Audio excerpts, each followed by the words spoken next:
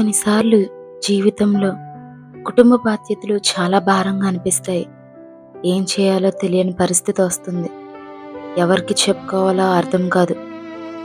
మన హృదయంలో ఎవరిని సాయం అడగాలి, అడిగితే చేస్తారో లేదో, మన బాధ చెప్పుకుంటే సహాయం చేస్తారా, లేకపోతే మనల్ని ఏమైనా అనుకుంటారా అని ఆలోచిస్తూ ఉంటాం.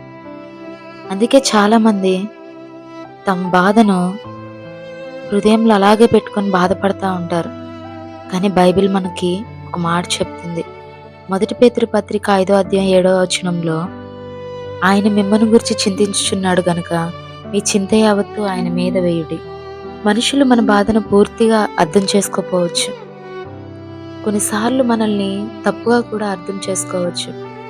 కానీ దేవుడు మాత్రం మన హృదయంలో ఏముందో ఆ ప్రతి బాధ ఆయనకు తెలుసు.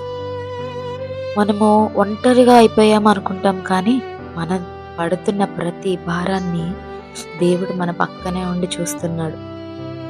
ఈ యొక్క భయాల్ని మన మనసులో పెట్టుకొని ప్రే చేస్తున్నా ఎందుకు కార్యం జరగట్లేదని చాలామంది అంటారు.